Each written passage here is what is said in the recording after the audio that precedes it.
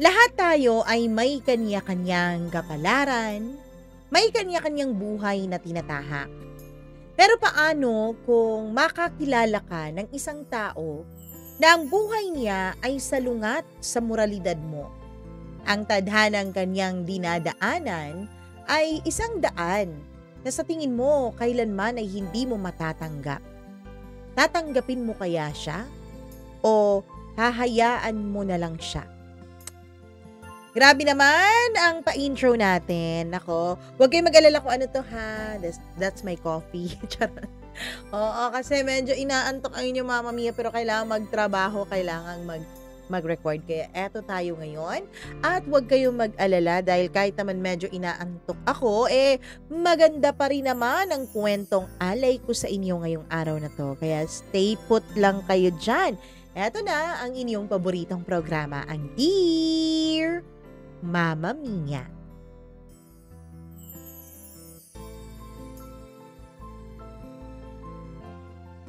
Kung may pagpipilian lang ako, hindi ko naman pipiliin ang buhay na tinatahak ko. Kaya lang, hindi lahat sa atin ay merong mga pagpipilian. May mga katulad ko na wala ng ibang choice kundi ang pumikit at sumayaw na lang sa kung ano man ang saliw ng musika ng buhay nila. Dear Mama Mia, tulad ng karamihan sa inyong mga tagapakinig at tagapagbahagi ng kwento dito sa iyong programa, hindi ko rin alam kung kailan ako magsisimula dito sa kwento ko. Pero siguro doon na lang sa gabi kung kailan una kong naramdaman na wala na akong babalikan. Ako po si Charlene, 24 na taong gulang, at dati po akong waitress sa isang maliit na bar sa Angeles. Sa may tabi ng kalsadang palaging puno ng ilaw, tawa at ingay na para bang ayaw matulog at ayaw magpatulog. Pero sa totoo lang, sa ilalim ng mga ilaw na yun, marami ang gising. Hindi dahil sa nag-e-enjoy sila o masaya sila, kundi dahil ayaw lang nilang maramdaman kung gaano kalungkot ang kanilang mga buhay. At ganun ako noon. Nagsimula po akong magtrabaho sa bar mga 2 taon na ang nakakalipas. Wala akong balak maging GRO pero sa hirap ng buhay, natutunan ko ring ngumiti kahit na ang gusto kong gawin ay umiyak. May nanay po akong may sakit sa baga at 2 kapatid na noon ay nag-aaral pa lamang. Ang isa nasa huling baitang sa elementarya at ang isa naman ay senior high school. Wala na po kaming ama. Iba-iba po ang mga ama naming 3 pero pare-pareho naman silang mga walang kwenta at iniwanan kami. Nung una, waitress lang ako, taga-serve ng alak, taga-linis ng mesa, at minsan, taga-kwento sa mga lasing na gustong marinig ang boses ng babae para lang hindi tuluyang malunod sa alak. Pero sa ganitong lugar, mahirap manatiling malinis. Hindi dahil gusto mo nang marumi, kundi dahil minsan, ang kabutihan ng pinakaunang mawawala kapag gutom na ang mga mahal mo sa buhay. Naaalala ko pa, unang gabi ko noon sa bar, nanginginig pa yung kamay ko habang hawak ko yung tray. Ang dami kong takot noon. Takot akong mapahiya. Takot mapahiya kay boss at takot marumihan ang pangalan ko. Dahil aminin man natin o sa hindi, Mama Mia, iba talaga ang tingin ng mga tao kapag nalaman nilang sa isang club o bar ka nagtatrabaho. Pero pagkatapos ng ilang linggo ay parang nag-iba na ako. Natuto akong ngumiti kahit pagod na pagod na. Natuto akong magpa-cute kahit hindi ko naman type yung customer.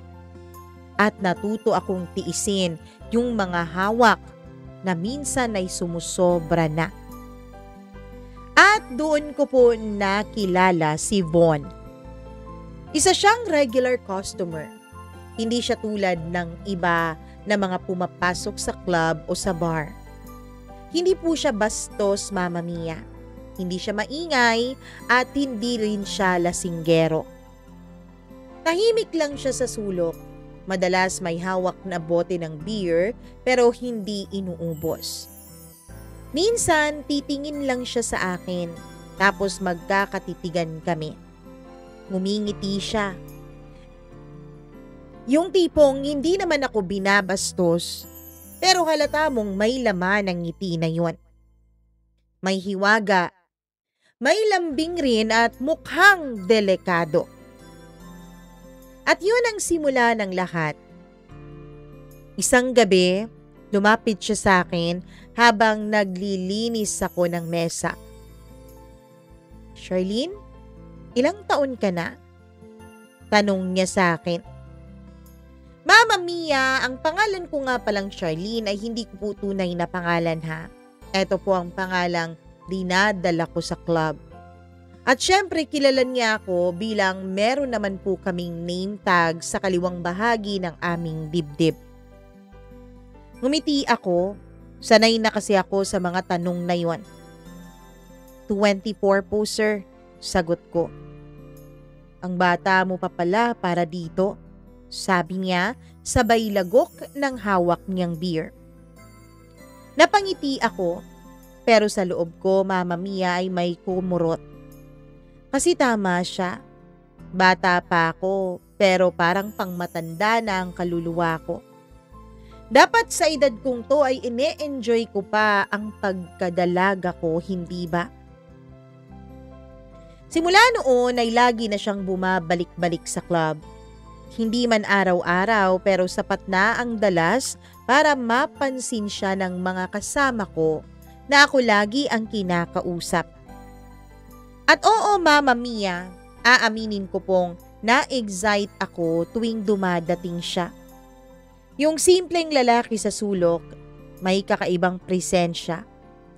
Hindi naman siya pogi sa tipikal na pamantayan ng mga tao, pero may dating siya. Yung mga mata niya laging parang may dinadala. At tuwing tumitingin siya sa akin, pakiramdam ko na iintindihan niya ako. At hindi niya ako hinuhusgahan kahit hindi pa ako magpaliwanag o magsalita man lamang. Hanggang isang gabi, tinanong niya ako, "Hindi ka ba napapagod sa ganitong buhay, Charlene?" Tumingin ako sa kanya at ang sagot ko lang, wala naman akong ibang alam at wala rin akong ibang pagpipilian. Ngumiti siya. Pero yung ngiti na may halong kalungkutan at tila ba Mama Mia, nakikiramay din siya sa aking nararamdaman. Doon ko naramdaman, hindi lang siguro ako ang sugatan na nandito sa lugar na ito. Mama Mia, minsan naiisip ko, baka doon talaga nagsimula ang tukso. Hindi sa katawan, kundi sa pag-unawang sabay niyong nararamdaman ang parehong kalungkutan. Kasi minsan ang pinakamasarap lapitan ay yung taong alam mong pareho kayong basag pero pilit niyong inaayos ang inyong mga sarili at pilit kayong tumatawa. Naging madalas ang pag-uusap namin. Minsan pagkatapos ng shift ko, hinahatid niya ako pa uwi. Hindi ko nga alam kung bakit ako pumapayag eh. Siguro kasi ang sarap ng pakiramdam na may nag-aalala sa'yo kahit konti lang. Tapos isang gabi Mama Mia, Habang naglalakad kami sa madilim na kanto, ay bigla niyang hinawakan ang kamay ko. Wala siyang sinabi. Ako rin wala, pero hindi ko binawi ang kamay kong hawak niya. At doon ko naramdaman yung init na hindi ko naranasan sa tagal kong nagtatrabaho noon sa bar. Hindi ko alam kung anong meron sa gabing yun. Baka dahil tahimik, o baka dahil pagod ako, o baka dahil gusto ko lang maramdaman na babae rin ako. Hindi lang empleyado at hindi lang kasangkapan ang katawan ko. Pero nang tumingin siya sa akin at marahan niyang hinaplos ang buhok ko, alam kong delikado na to, Mama Mia. Pero kahit na delikado, hindi ko inatrasan. Simula noon, hindi na kami tulad ng dati. Naging lihim ang lahat. Lagi siyang dumadaan sa bar pero kunwari hindi kami magkakilala. Tapos, pagkatapos ng shift, sabay kaming lalabas. Sasakay kami sa tricycle tapos bababa kami sa may dulo ng kalye. Mama Mia, kung saan walang nakakakilala sa amin, dun kami bumababa. Dun namin sinisavor ang time na kaming dalawa lang. Alam naming pareho na hindi din mabuti na may makakakita sa aming dalawa. Kasi minsan, may mga tao din talaga na mapanghusga. May mga tao na ayaw nila na sila ay pinag-uusapan, pero sila rin naman ang unang-unang pinag-uusapan ang buhay ng iba.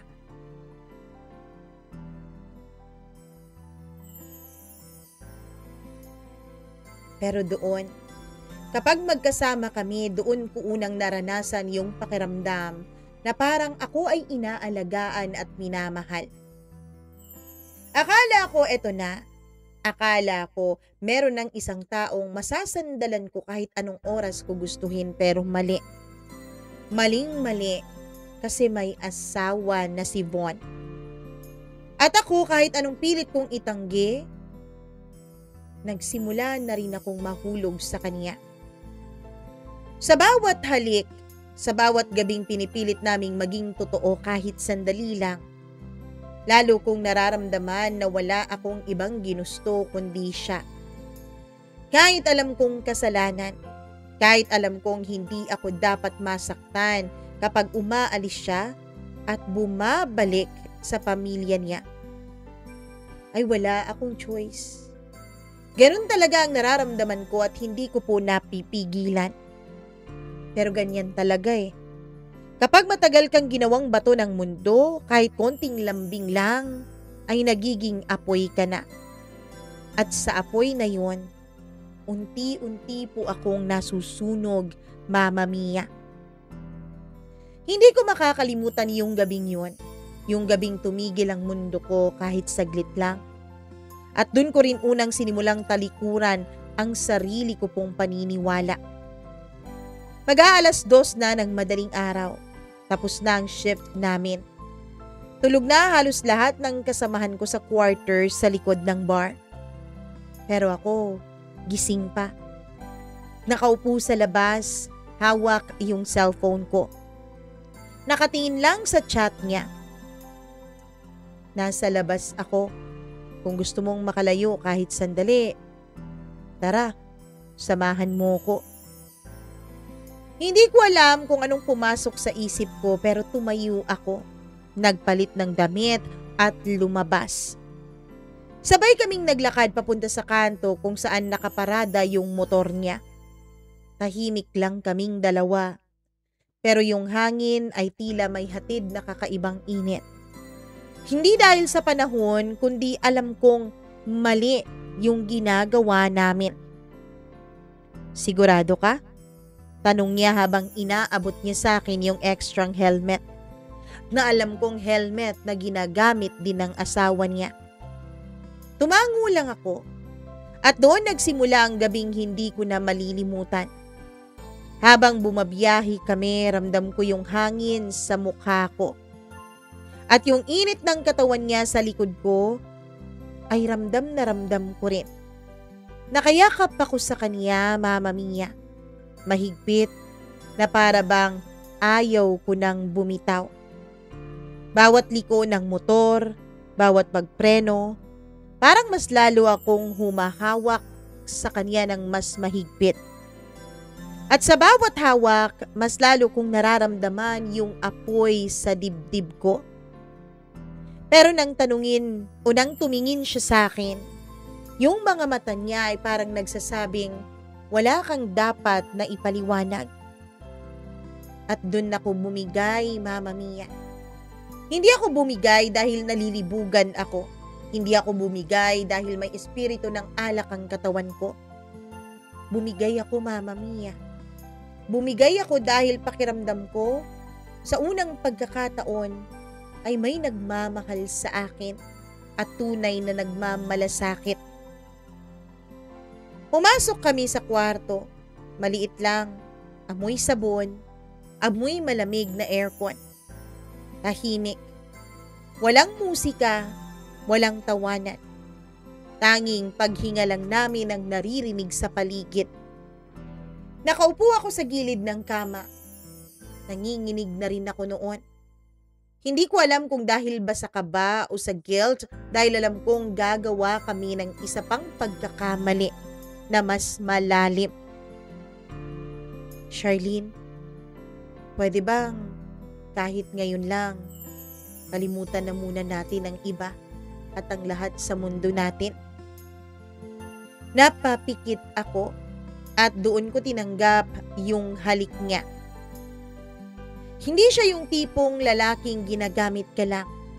Hinahalikan niya ako na para bang pinaparamdam niya doon ang lahat ng pang-uunawa at pagmamahal niya sa akin.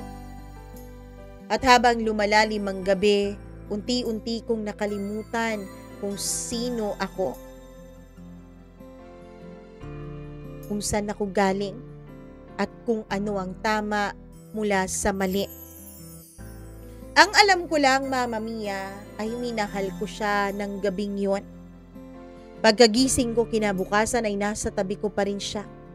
Tahimik lamang na nakatingin sa kisame. Wala akong masabi at siya rin. Pero nang tumingin siya sa akin ay ngumiti siya.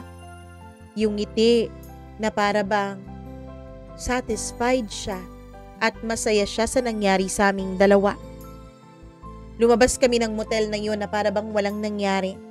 Hinatid pa niya ako sa bar bago mag-umaga. Bago ako bumaba, sabi niya, Charlene, wag mo sanang iisipin na laro lang to, ha? Tiningnan ko siya. Bakit? Hindi lang ba to laro para sa'yo? Hindi, Charlene. Kung sana lang, may pagpipilian ako. Sana ikaw na lang ang minahal ko. At dun ako tuluyang bumigay. Bumigay lahat ng damdamin ko para sa kanya. Simula noon, Mama Mia, halos gabi-gabi na kaming nagkikita. Minsan nagdadala siya ng pagkain para sa akin sa bar. Minsan dumadaan lang siya para tumingin tapos aalis na ulit. Minsan sa bawat gabi, lalo kaming nahuhulog sa isa't isa habang lalo ring lumalalim yung kasalanang ginagawa namin. Alam kong mali. Alam kong may asawa siya, may anak at may tahanan. Pero paano mo lalabanan ang isang damdamin na matagal mo nang hindi nararamdaman? Yung tipong pagod ka na sa mundong, puro bayad na lang sa utang ang ginagawa mo. Tapos biglang may dumadating na taong nagpaparamdam sa'yo na karapat dapat ka ring alagaan. Hindi ko naman siya hiningi, pero dumating siya. At dahil doon, hinahayaan ko siyang manatili. Isang gabi nakita kami ng isa sa mga kasamahan kong GRO din. Hindi ko alam kung nakarating ba kay boss, pero simula noon ay napansin kong may mga mata nang nakatingin sa amin sa bar. Parang may nagbubulong-bulungan na. May mga tingin na alam mong hindi maganda ang sinasabi sa likod mo. Charlene, mag-ingat ka. Sabi ni Joy na isa sa mga katrabaho ko. Naririnig ko na yung asawa daw ni Von, naghahanap daw yun. Kung sino raw ang babae ng asawa niya ngayon. May duda na raw siya eh. Parang may tumusok sa dibdib ko nung marinig ko yun. Ha? Sigurado ka? May nagsabi sa akin.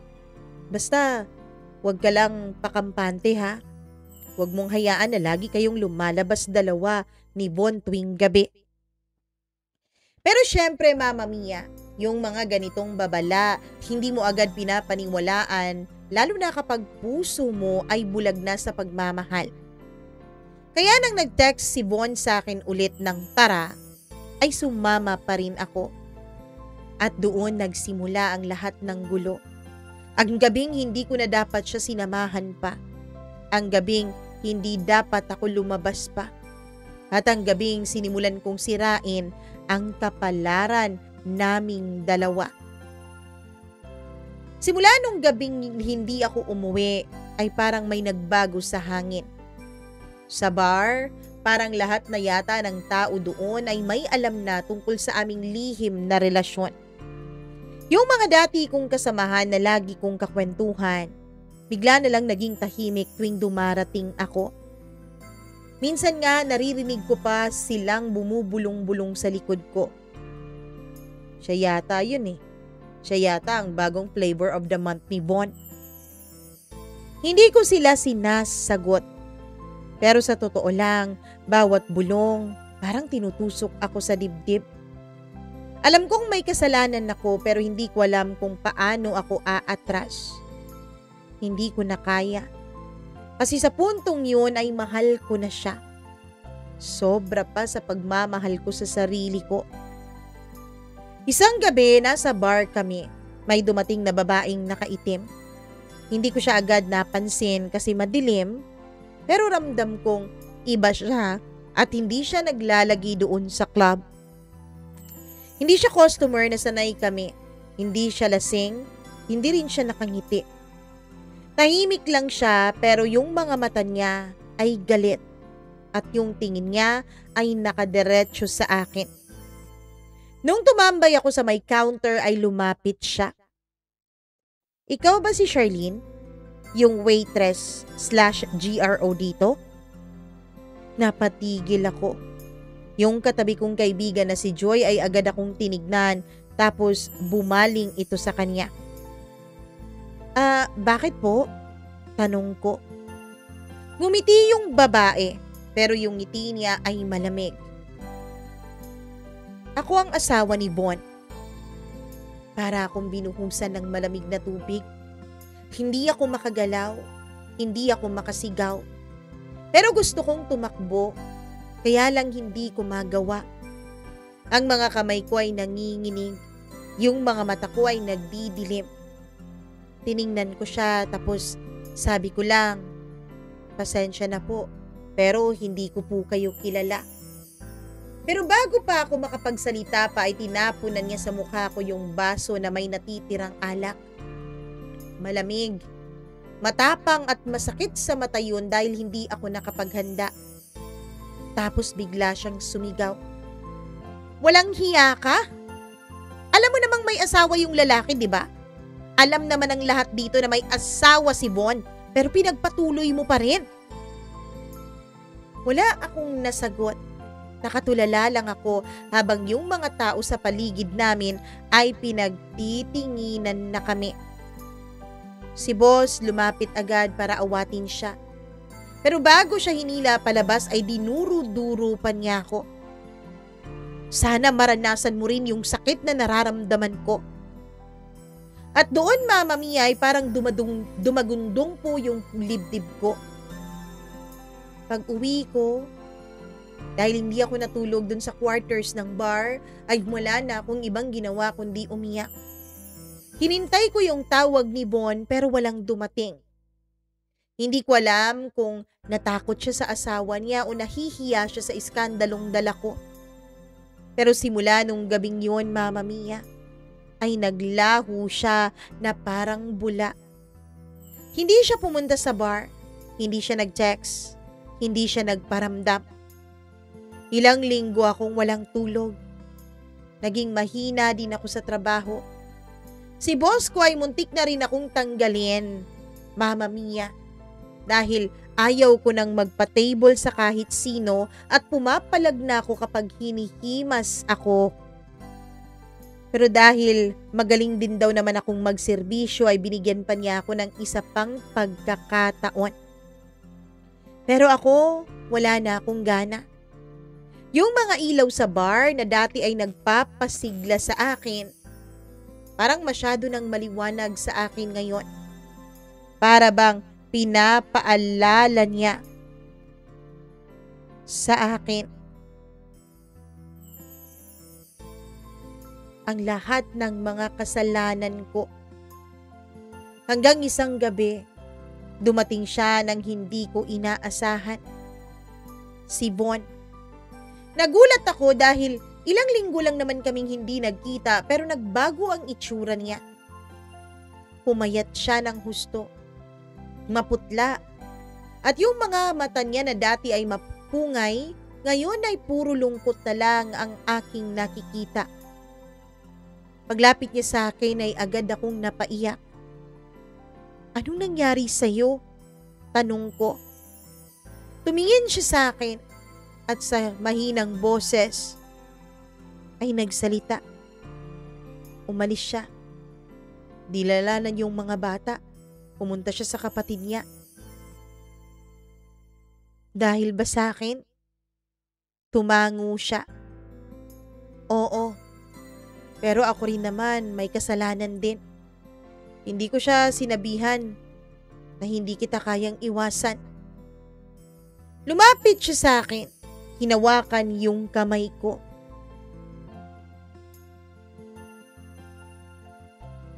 Masakit. Masakit na maiwan nila ako. Lalo na ng mga bata. Pero Charlene, mahal kita. Umiiyak ako. Pero ngumiti rin ako, Mama Mia, dahil alam kong tunay ang namamagitan sa amin at hindi lang basta init ng katawan. Ngayon, anong gagawin natin? Tanong ko. Tumahimik siya. Wala na akong babalikan. Pero wag mo na rin akong hanapin kapag nawala ako, ha? Ano? Anong ibig mong sabihin? May aayusin lang ako, Charlene. Pero pangako, babalikan kita. At yun na ang huli naming pag-uusap. Dahil pagkatapos ng trabaho ko sa bar, ay pumunta kami sa isang motel. Doon namin ibinuhos ang nararamdaman namin sa isa't isa pero kinabukasan ay wala na ulit siya. Lumipas pa ang isang linggo, 2, 3 hanggang sa naging 2 buwan. Hanggang isang gabi habang nasa bar ako at nagtatrabaho ay may dumating na 2 lalaki. Mga pulis. Ang akala ko noon, Mama Mia, ay mga customer sila. Pero hindi. May Charlene ba rito? Tanong nung isa. Agad akong itinuro ng boss ko. Lumapit ako at nanginginig. Tapos nagsalita yung isa pang pulis na kanina ay tahimik. Si Von de la Peña. Patay na. Nakita namin ang larawan mo tsaka pangalan mo sa cellphone niya. Tinatawagan ka namin kanina pa. Pero hindi ka namin makontak. Buti na lang may nakapagsabi na dito ka namin mahahanap. Parang tumigil yung mundo ko. Hindi ko marinig yung tunog ng bar, yung tugtog, yung tawanan. Pati na rin, Mama Mia, yung ibang mga sinasabi pa ng mga pulis. Tanging yung salitang patay na at pangalan ni Von ang umulit-ulit sa utak ko. Sabi nila nasangkot daw si Von sa isang gulo. May nakaaway sa labas ng isang bar na dati rin niyang pinupuntahan. Tinamaan raw siya ng bote sa ulo, tinuhog ng basag na baso at patay siya on the spot. At ang masakit, sabi ng mga nakakita, bago siya bumagsak, huli raw niyang binanggit ay ang pangalan ko, si Charlene. Pagkatapos noon ay parang nawala ako sa sarili ko, Mama Mia. Wala akong ibang marinig at wala akong ibang naramdaman. Tingin ko sa salamin, ibang tao na yung nakikita ko. Hindi na si Charlene na nagtatrabaho para sa pamilya.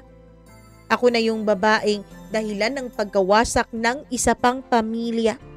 Ako na yung babaeng minahal. Pero hindi naman naging katapusan. Ngayon habang kinukwento ko to ay naririnig ko pa rin yung pangalan niya sa isip ko. Minsan napapanaginipan ko pa rin siya. Nakikita ko siya. Nakangiti pa rin, suot yung lagi niyang suot na itim na jacket. Mama Mia, naaalala ko pa rin siya. Mahal ko pa rin siya. At hindi pa rin ako makapaniwala na sa isang iglap lamang ay nawala ang lalaking minamahal ko. Akala ko may aayusin lang siya para sa aming dalawa. Pero hindi. Hindi. Nawala siya. Doon ko na-realize, Mama Mia, na lahat siguro talaga ng pagkakamali ay may kabayaran ano. Kasi sa aming dalawa, ang naging kabayaran ay ang pagkawala ni Von sa buhay ko. Simula nung araw na nalaman kong patay na si Von, hindi na ako naging buo. Para na akong laging nilulunod ng katahimikan. Kahit anong ingay ng bar, kahit gaano kalakas yung tawa ng mga customer, ay parang wala akong naririnig. Ang naririnig ko lang ay yung tunog ng bote na nabasag. Na para bang ini-imagine ko na yun ang boteng ginamit para patayin si Von. Sabi nila, Mama Mia, selos daw ang dahilan kung bakit siya namatay. May lalaki raw doon na nakainuman niya na nagkagusto rin sa isang babaeng may gusto sa kanya sa bar na yon. Nagbiro ng hindi maganda. Kaya ayun, nagpang-abot sila. Tapos dun daw uminit si Von nung mabanggit nung lalaki ang pangalan ko. Hindi ko alam kung paano ko tatanggapin yun. Gabi-gabi akong umiiyak.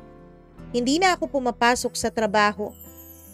Si Joy ilang beses kong pinuntahan, pero wala din ako masabi sa kanya. Ang kaya ko lang gawin noon ay titigan yung lumang cellphone ko. Yung mga mensahe niya na hindi ko pa nadi-delete. Yung mga mensahe ng pagmamahal. Yung mga mensahe ng pagpapaalala na mag-ingat at alagaan ng sarili. Lumipas ang 1 linggo, tumawag sa akin si nanay. Anak, bakit hindi ka pa nagpapadala? Wala na kaming bigas dito. Yung mga kapatid mo wala na ring pangkain. Hindi ko alam kung anong isasagot ko.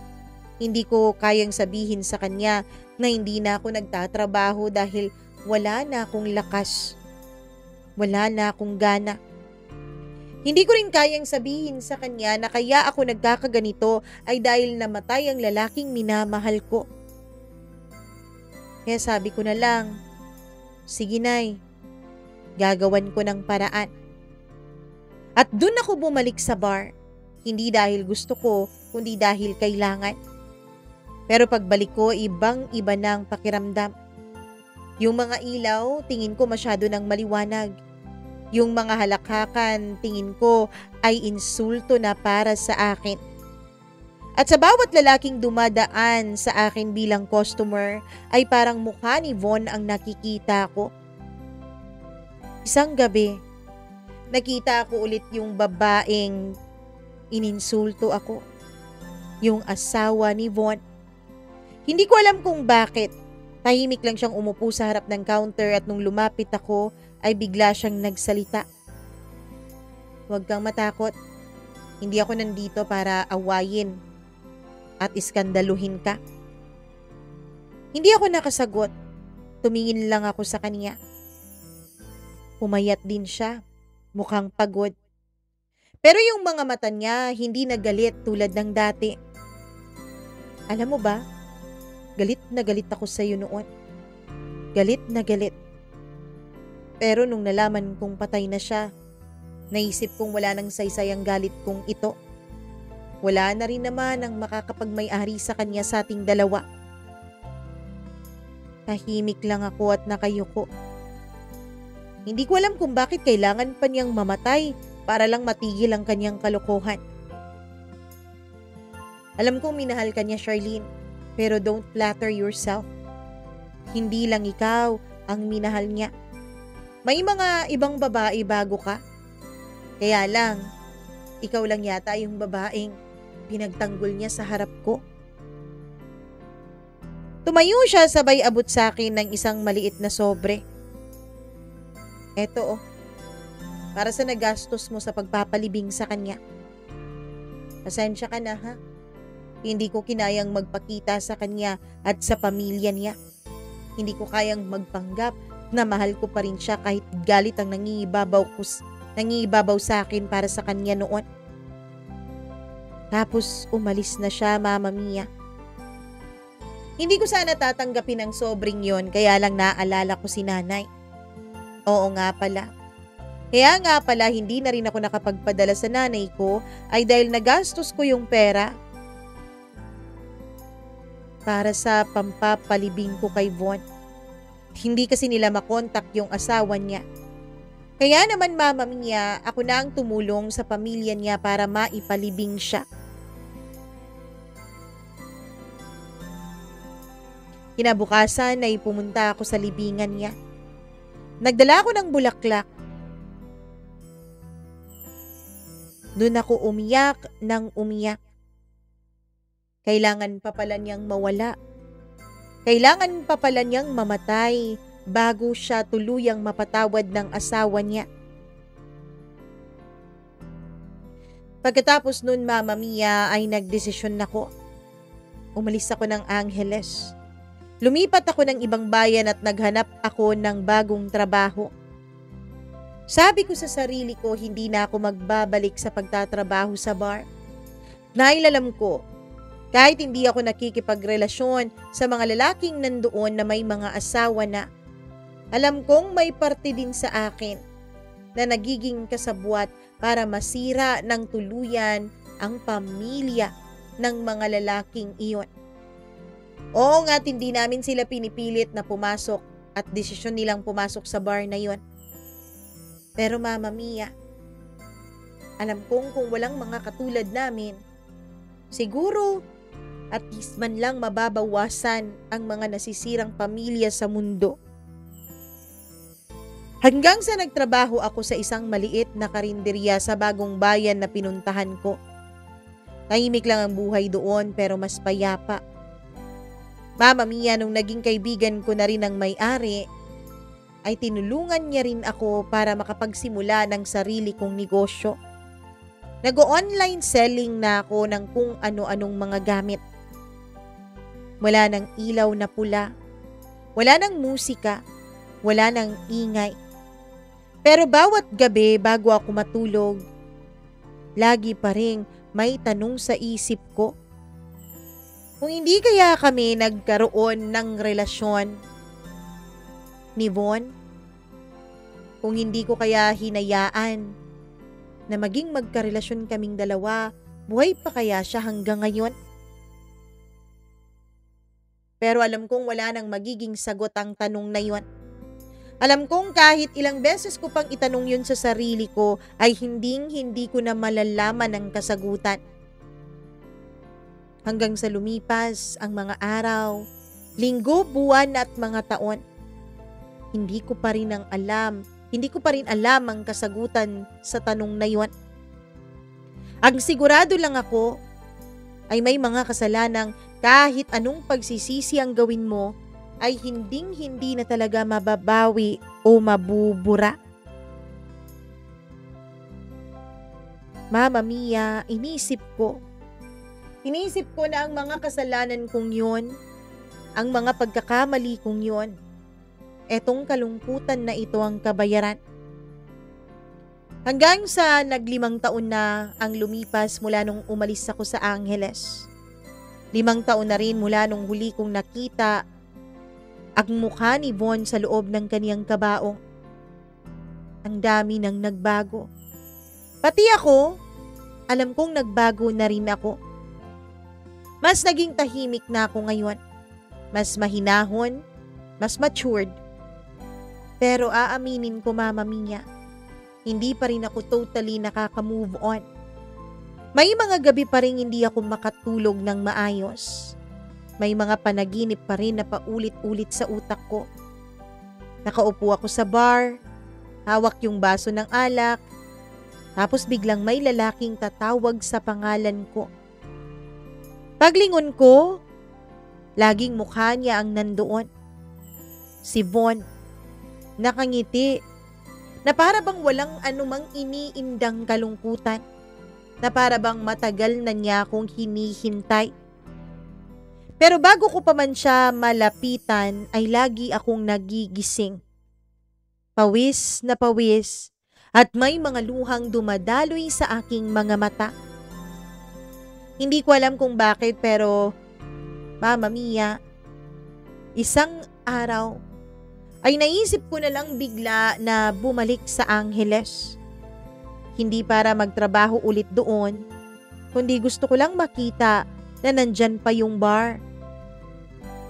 Kung totoo pa ba yung lugar na minsan ay naging dahilan kung bakit ko nakilala ang isang lalaking nag-aruga at nagmahal sa akin. Pero siya rin ang nakasira sa buhay ko.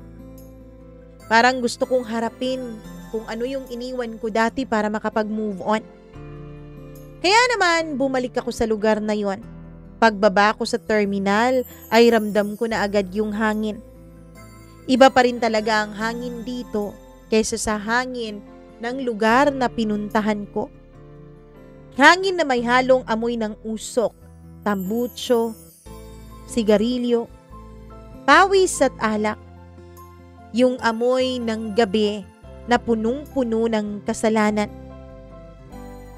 Habang naglalakad ako papunta sa dating kalsada, ay tila ba sumikip ang dibdib ko, Mama Mia. Doon pa lang ay nakikita ko na yung lumang signage ng bar. Yung pangalan ng bar kung saan kami nagkakilala ni Von. Yung bar kung saan ako nagtrabaho. Yung bar kung saan ko binenta ang katawan at kaluluwa ko. Medyo kupas na ang signage na yon. At yung mga ilaw, kumikislap-kislap pa rin kahit luma na. Grabe, bulong ko sa sarili ko. Akala ko sarado na tong bar na to. Pumasok ako sa loob. Iba na ang mukha nung bar na yon. Wala na rin yung mga dati kong kasamahan doon. Si Joy, sabi ng bartender, ay nasa Japan na raw.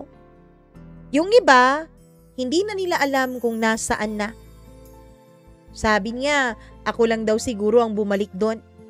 Ako lang ang tanga na gustong alalahanin pa yung lugar na dapat ay kinakalimutan ko na. Umupo ako sa pinakadulong mesa, yung pinakasulok, Mama Mia, kung saan laging pumupwesto noon si Von. Nag-order ako ng beer. Kahit matagal ko nang hindi iniinom yun. Para sa pag-aalala ko sa mga nangyari at sa mga nakaraan, ay uminom ako ng beer, Mama Mia. Noong dinala na sa akin yung beer at nahawakan ko na ay bigla kong naramdaman yung panginginig sa kamay ko. Hindi dahil sa lamig, kundi dahil sa pagragasa ng mga alaala sa utak ko, Mama Mia. Iba pa rin talaga kapag naaalala mo yung mga nangyari, tapos nasa kwarto ka lang o nasa ibang lugar. kumpara doon sa kapag naaalala mo ang mga pangyayari sa mismong lugar kung saan ito naganap. Hindi ko na namalayan na nanginginig na pala ang buo kong katawan. "Miss, okay ka lang?" tanong nung waiter. Tumango ako. Ngumiti siya pero may halong pag-aalala. "Ngayon lang kita nakita dito ah. Baguhan ba kayo dito?" tanong niya. Ngumiti ako ng pilit. "Hindi. Dati din akong nagtatrabaho rito." "Ah, ganun ba? Kumusta naman po noon?" Ang sabi club daw ito dati. May mga babae. Pero ngayon, wala na halos babae dito eh. Eto na. Lugar ng pag-iinom na lang to. Wala na yung dating magulong mundo dito. Tumawa ko. Pero yung mapait na tawa. Tama ka. Magulo nga ang lugar na ito dati. At maraming mga babae. Mga babaeng nagbebenta ng panandaliang aliw. At isa na ako sa mga babaeng yon. Tumingin siya sa akin na para bang gusto niyang magtanong pero hindi niya itinuloy. Bagkus ay tumalikod na lang siya. At ako, naiwan sa mesa. Ako at yung bote ng beer at ang bigat ng lahat ng ala-ala na bumabalik sa aking isipan. Habang tinititigan ko yung stage ay parang nakita ko ulit si Von. Nakaupo sa gilid, ngumunguya ng chicharon, nagyuyosi at nakangiti habang pinapanood akong sumasayaw sa entablado na yon. Parang totoo. Parang andun ulit ako. Pero nung pumikit ang mga mata ko, pagbukas nito ay wala na. Ang naroon na lang ay yung init. Init ng dibdib ko na parang gusto kong umiyak pero pinipigilan ko lang. Hanggang sa may matandang lalaking lumapit sa akin. "Charlene? Ikaw na ba yan?" Napatingin ako. Si Mang Ador, yung dating manager at boss namin. "Grabe, ikaw nga! Kumusta ka na ha?" "Eto, buhay pa rin boss." Ngumiti ako. Umupo siya sa tapat ko. "Matagal kang nawala. Akala namin hindi ka na babalik sa lugar na to." Tumango ako. "Ako nga rin boss eh. Akala ko hindi na ako babalik sa lugar na to. Hindi ko rin alam kung bakit bumalik ako dito. Siguro gusto ko lang makita ulit yung lugar. Gusto ko lang makita yung mga dati kong katrabaho. Baka sakaling kapag nakita ko, matapos na rin yung lungkot na nararamdaman ko." Tumahimik si Mang Ador. "Alam mo Charlene, nung mamatay si Von, marami ang natakot dito. Akala nila may sumpa tong lugar na to. Ang daming umalis. Lalo pa nung sinabihan mo yung iba mong mga kasamahan na baka karma mo yun. Dahil immoral at mali itong ginagawa mo. Kaya yung iba, nadala sa sinabi mo at umalis na. Pero yung totoo, hindi naman tong lugar ang sumpa eh. Yung tao lang talaga." "Alam ko po. At isa ako sa mga sumpa na yun." "Charlene, butit bumalik ka. Alam mo kasi, wala namang magbabago sa pagtakbo mo eh. Kahit habang buhay mo pang takasan ang nakaraan mo. Pero kung bumalik ka para magpaalam, siguro yun ang pinakamagandang dahilan sa pagbalik mo rito." Pagkatapos naming mag-usap ay lumabas ako ng bar. Tahimik ang labas at konti lang ang tao. May mga naglalakad, may mga nag-aantay ng masasakyan, at ako ay nakatayo lang sa ilalim ng poste ng ilaw. Tumitingala sa langit. "Von, nandito ulit ako." Mahina akong sabi na para bang kinakausap ko siya. Parang hangin lang ang sumagot, Mama Mia, pero ramdam ko. Yung lamig ng dampi ng hangin sa balat ko ay parang yakap din ni Von. At sa unang pagkakataon, sa tagal ng panahong lumipas, nakaramdam ako ng kapayapaan sa dibdib ko. Hindi dahil nakalimot ako, kundi dahil natanggap ko na. Pag-uwi ko sa inuupahan kong maliit na kwarto, ay kinuha ko yung dati kong lumang cellphone na charge ko pa rin. Mama Mia, hanggang sa makita ko ang isang mensahe. Matagal na pala ang mensaheng ito na hindi ko man lang napansin at hindi ko alam kung bakit. Siguro dahil nagpalit naman ako ng cellphone at nagpalit din ako ng numero mula nung umalis ako.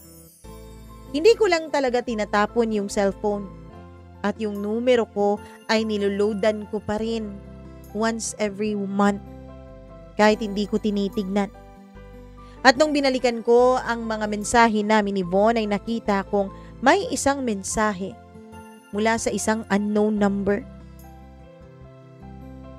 Salamat ha. Salamat. Dahil hindi ka nagtanim ng galit sa akin.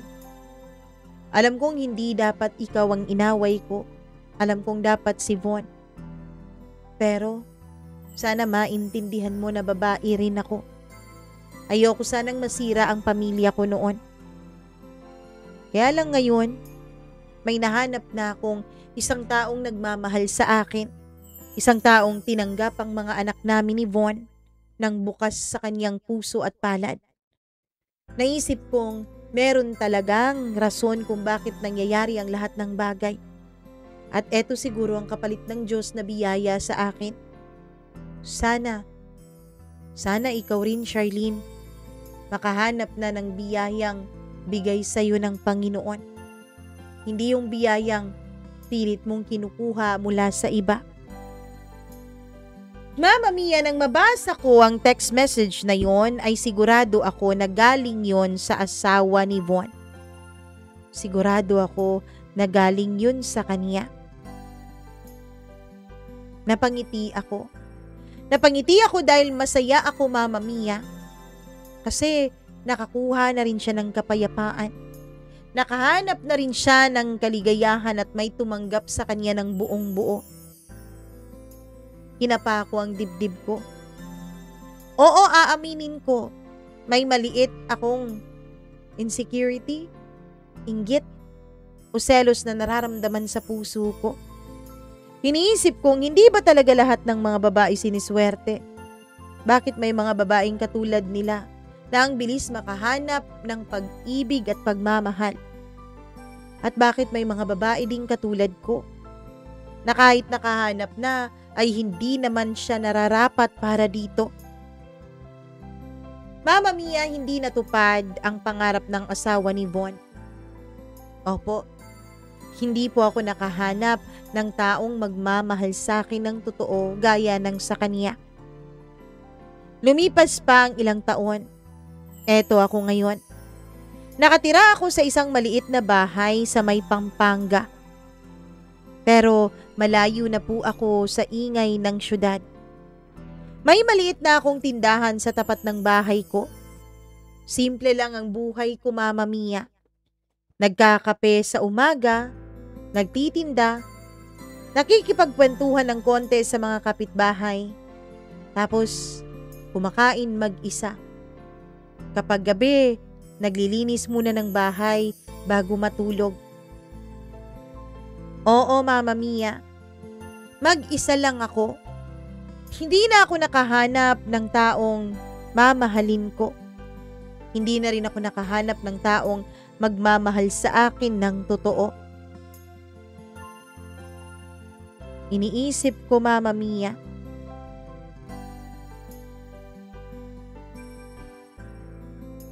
na siguro, eto na. Eto na yung kapalaran ko. Eto na yung buhay na meron ako. Yung mga kapatid ko nga pala ay napagtapos ko ng high school. Sila na ang nagsumikap para magka-college. Sa awa ng Diyos ay nagtapos naman sila. Yung isa ay guro na at may pamilya na rin. Yung isa naman ay meron ding sariling negosyo na talyer at ngayon ay may anak na rin. Minsan iniisip ko, Mama Mia, ang tahimik pala ng buhay kapag wala kang hinahabol, kapag wala kang gustong patunayan, kapag wala ka ng gustong ipaglaban. Pero kahit tahimik na, minsan, Mama Mia, may mga tunog pa ring bumabalik. Yung tugtog sa bar, yung tawa niya, yung boses ni Von na mahina pero laging binabanggit sa akin ang mga salitang, "Mahal kita, Charlene." Hindi na po ako umiiyak kapag naaalala ko siya. Hindi na rin po ako galit sa sarili ko sa mga nagawa kong pagkakamali. Siguro kasi sa haba ng panahon ay natutunan ko na ring tanggapin na may mga bagay talaga na kahit anong gawin mo ay hinding-hindi mo na mababawi pa. Mama Mia, isang umaga ay may kumatok sa pinto ko. Nangyari ito, 3 buwan na ang nakakaraan. Pagbukas ko ay may isang binata. Hindi na yata yun binata eh. Mukhang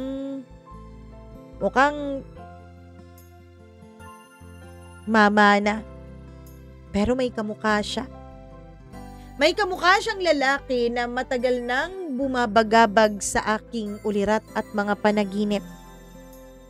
Hello po, ako po si Ryan, anak ni Von. Parang biglang huminto ang oras. Hindi ko alam kung anong mararamdaman ko. Takot ba? Kaba o hiya? Paano niya ako natuntun dito? Pasensya na po kayo ha. Pinagtanong-tanong ko po kayo sa mga dati niyong kaibigan. Sa mga mutual friends natin sa Facebook. Kasi po minessage kita pero hindi mo naman nasisin. Mukhang nakapilter yata ang messaging mo. Alam mo kasi, pinapahanap ka sa akin ng mama ko. Ano? Anong pinapahanap ako ng mama mo? Ikaw si Charlene, di ba? Sabi niya, dati raw kayong matalik na magkaibigan ng papa ko. Gusto kang makita ng mama ko bago siya tuluyang mamaalam sa mundong ito. May thyroid cancer kasi ang mama ko. At ang sabi ng doktor, wala na raw pag-asa. Nung tinanong namin siya kung anong gusto niyang gawin, dahil narinig naman niya na wala ng pag-asa ang kondisyon niya, ang sabi niya ay gusto ka raw niyang makita ulit. Pwede po ba kayong sumama sa akin? Kayo po ba si Charlene? Oo. Ako si Charlene. Ako yung sinasabi ng mama mo. Kung ayos lang po sa inyo, baka pwede pong sumama kayo sa akin. Para naman po magkita ulit kayo ni mama. Kahit kinakabahan ako ay mas nangibabaw sa akin ang awa para sa asawa ni Von, Mama Mia. Mas nangibabaw din sa akin ang guilt. Kaya naman pumunta ako. Sumama ako sa binatilyong yun papunta sa isang ospital. Medyo malayo ang biyahe namin. Inabot kami ng halos 3 oras. Pagdating namin doon ay sakto namang gising siya. Sa tabi niya ay hawak-hawak niya ang kamay ng kanyang asawa. Masasabi kong asawa niya yon dahil kasing tanda na rin namin. Charlene, buti naman at dumating ka. Sabi niya sa akin kahit nahihirapan ng boses. Agad na nagpaalam sa amin ang ibang mga tao sa silid na yon. Iniwanan kaming dalawa. Nakapag-usap kami ng maayos, Mama Mia. Nakahingi ng tawad sa isa't isa. Nakapagpasalamat rin. Bago ako nagpaalam sa kanya ay sinabi kong ipagdadasal ko siya. 3 araw mula nung dumalaw ako sa kanya ay nabalitaan ko ang tuluyan niyang pagpanaw. Pumunta pa nga ako sa burol niya at nakilibing rin. Mama Mia, Simula sa araw na yun ay tila napalaya ko na ng tuluyan ang sarili ko. Napalaya ko na ng tuluyan ang sakit sa dibdib ko. Ngayon, habang sinusulat ko to, ramdam ko rin, Mama Mia, na malapit na ring magtapos ang buhay ko dito sa mundo. Madalas na po akong mapagod. Madalas na akong mahilo. Hindi ako nagpapa-check up. Hindi dahil sa takot ako, pero dahil handa na rin ako kung ano man ang mangyari, Mama Mia. Nakakuha na ako ng mga insurance plan para sa libing ko kung sakali. Ayokong maging abala sa mga kapatid ko. Kaya ang ginawa ko ay inayos ko na ang magiging hantungan ko. Mama Mia, sa totoo lang, excited na rin po akong mamaalam sa mundong ito. Una, dahil pagod na rin ako sa buhay. Pangalawa, dahil alam kong pagdating ng araw, sa kabilang dulo ng ilaw, ay may taong naghihintay sa akin. Yung lalaking minahal ko kahit bawal, kahit mali, ay minahal at inaruga din ako. Si Von. Yun kasi ang isa sa mga napag-usapan naming dalawa ng asawa niya. Na kung sakali man na totoo ang kabilang buhay, kung sakali man na magkikita-kita ulit kami doon, nagsabi niya sa akin, hindi na raw niya aagawin si Von. Hahayaan na raw daw niya kaming maging masaya dahil hindi naman kami totoong naging masaya sa mundong ito. At kapag nangyari yun, Mama Mia, kapag nagkita kami ulit, hindi ko na siya iiwasan. Yayakapin ko na siya ng mahigpit. At sana sa mundong iyon ay magiging tuluyang masaya at payapa na kaming dalawa.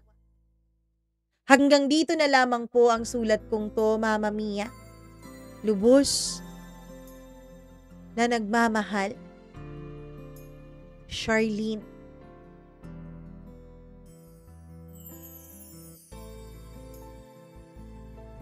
Grabe. Medyo nahilo ako sa unang parte ng kwento mo, Charlene, ano? Sabi mo kasi 24 years old ka pa. 24 years old pala ang pagsisimula ng iyong kwento. Grabe, medyo naguluhan ako dun na. Muntik pa akong tumigil. Ano to? Charot.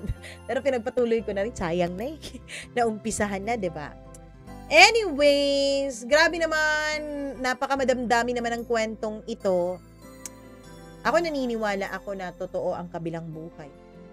Naniniwala din ako na kung meron mang mga kasalanan na hindi na pagbayaran sa mundong ito, sa kabilang buhay, walang ligtas ang lahat. Kaya naman yung mga nag-iisip dyan na yung mga politiko na tingnan mo ang sasarap ng buhay, yung mga anak na nagpapakasasa sa buwis ng ibang tao na naghihirap para dun sa buwis na yun. Kala nila walang karma dahil masasarap ang buhay nila, masasarap ang kinakain nila, magaganda ang mga sasakyan nila, nakakapunta sila sa kung saan-saan. 'Di ba? Nakakapag-lunch sa Paris, 'di ba? Nakakapag-dinner sa Dubai, ganun. Oh. Kung hindi man dito ang kanilang parusa, sa kabilang buhay naniniwala ako na merong ganon. At 'di ba? Ang buhay natin dito sa mundo, maswerte ka na at pinakamahaba na yung 100 years old, 'di ba? Sa ngayon nasa 70 plus na lang yata yung average age o median age . So maswerte ka na sa kabilang buhay, wala nang ano 'yun. Wala nang break 'yun, wala nang age doon, parang as in forever na 'yun, may forever doon. So wag tayong kung may mga tao mang hindi napaparusahan dito sa mundong ito. Dahil hindi natin hawak ang pagpaparusa sa kanila. Anyways, hindi ko naman hinahangad na maparusahan ka, Charlene, Ang sa akin lang, you suffered enough. O, tama na siguro yon. Baka sa kabilang dulo ng buhay, baka maging maayos na rin. Kasi napatawad ka na rin naman ng asawa ni Von. At syempre, napatawad mo na rin ang sarili mo. So, baka, hindi natin alam at walang ibang nakakaalam kundi Diyos lamang. Anyways, maraming salamat sa pag-share mo ng napakagandang kwento mo naman dito sa buhay mo. Ay nako, pasensya na po kayo kung inaangat-angat ko yung dress ko kasi ewan ko ba dito, bumababa charot. Anyways, maraming salamat ulit, Charlene. Sa mga nakikinig ngayon sa kwento ni Charlene, please do not hesitate to like and share this video. At huwag nyo na rin kalimutan, kung hindi pa po kayo subscriber, please do subscribe. Maawa naman kayo dito sa channel natin. At sa isa pa nating channel, ang Encounters with Mama Mia, 'di ba? And hello din pala ako sa ating mga suki na nagpapa-member sa atin. Maraming salamat po sa inyong lahat. Hello ako sa ating mga members. Hi kay Colleen Bueno, kay Dayan Martinez, kay Evelyn Kawit, Janice Linian, Maria Elena Abe, Maureen Tugab, Gimaras Girl, Easy Gale, Mila Raduban at Ricky. Maraming thank you sa inyong walang sawang pagsuporta at pagmamahal dito sa channel natin. Kahit hindi kayo hindi nyo kailangang magpa-member, ay nagpa-member talaga kayo. Kaya I love you all so much. Sa mga hindi pa nagpapa-member pero merong balak magpa-member, ay may good news ako sa inyo. Madali na pong magpa-member gamit ang iOS o iPhone nyo. Kasi dati parang ang hirap kapag iPhone ang gamit. Pero ngayon madali na. So go ka na dyan. At syempre sa mga nagtatanong kung paano, click nyo lang yung ating mukha dyan sa baba. Ayun, yung picture natin para ma-direct kayo sa ating channel. At doon ay may mapikikita po kayong be a member. So click nyo lang din po iyon para ma-walk through kayo ni YT kung paano ba magpa-member dito. At syempre kung hindi ka naman magpapa-member, ayos lang din naman. Grabe na po ang pagpapasalamat ko sa inyo, sa inyong walang sawang pagsuporta at pagmamahal dito sa channel natin. Kahit araw-araw tayong may upload, ay araw-araw din kayong naglalaan ng konting oras para sa atin. At grabe na talaga yung hindi nagsiskip ng ads. Yun talaga, I love you. Hi ako kay Lina Ladeza, kay Sally Buma, Dins Lumigid, Dayan GH, mukhang ang tagal ko nang hindi nabasa tong pangalan mo, Diana. Ronald Saligo, mukhang kababasa ko lang din sa pangalan mo, Ronald. Parang bago ka. Marilyn Pescador, maraming salamat. Kay Bex, hi Bex. Hi din kay Nancy Helton.